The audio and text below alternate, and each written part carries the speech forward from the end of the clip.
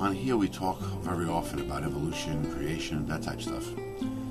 But there's interesting questions that could arise that, to a believer, could point to a creator, and other ideas that could point to just evolution being 100% true, like things happen by chance.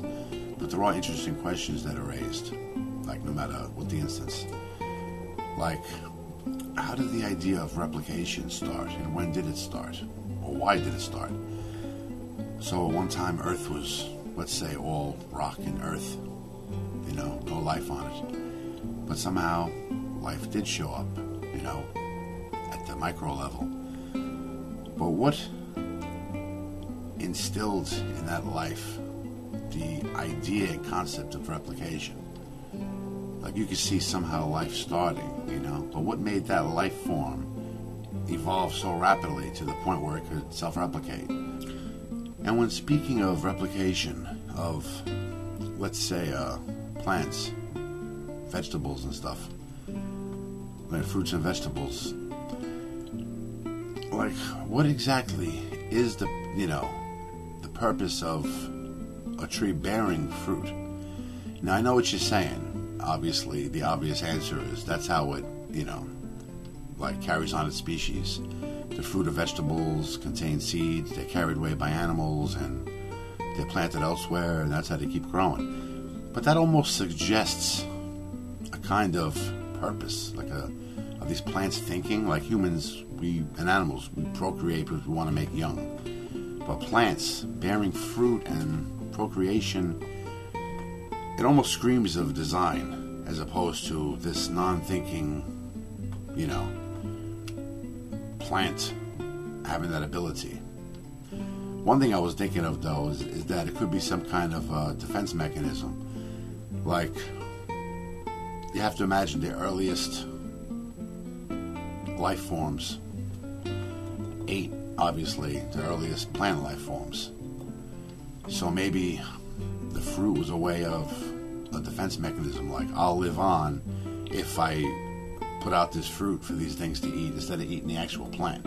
Plus, vegetables and fruits can, year after year, produce. But if you eat the whole plant, obviously it's a wipeout. But could it have been?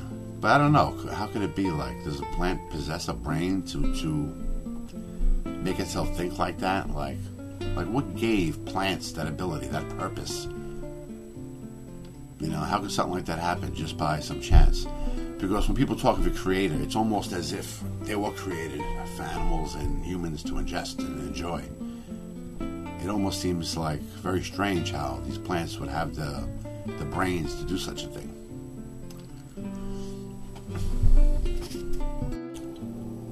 Other questions like human beings cannot drink salt water, although we do require salt in our systems. And earliest man, or mankind, came from the sea.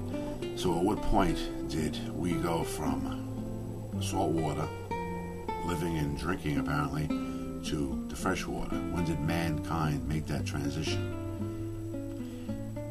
You can look at other things too that could point to a creator. Like, is it coincidence, just some chance that the sun rises in the east and sets in the west? Now, take that into consideration with Polaris, what we call a pole star, the North Star. These are navigation tools that help man, to explore the world and everything. It's very interesting that you have a definite north with the Polaris star or pole star, and you have an east and the west. With those basic navigation tools, you can explore the world. Like, is that some just chance? And I know right now some of you are thinking, well, at one time it wasn't like that. Right, but in the age of man, it is that way. But at one time, of course, there was pole changes and, the world shifted and stuff. But right now, in the age of mankind, we do have those three basic, navigation tools that did help us. Like, from the surface of the earth at night, you can see the stars. But there's websites dedicated to this, that of all the pictures taken from the surface of the moon, you can't find any that have stars in them. And there's a big debate going back and forth, like, as to why this is, and people try to explain why it is. But But it is interesting to me, with all their explanations, why you cannot find a photograph of stars taken from the surface of the moon. It's very interesting to me. And I was just thinking out loud. I said this in a blog, but it would be quite interesting if our atmosphere acted as some kind of lens that allowed those distant light beams to be seen. Like our atmosphere somehow enhances them so we can see them. Not saying that's true at all, but I'm just, saying that. So if anybody has research on that, you want to try to find pictures taken from the moon of stars, I'd love to see them. But, if that's true 100%, where there are no pictures from the surface of the moon of stars, it is another amazing thing then that our atmosphere acts as some kind of window to, to the beyond.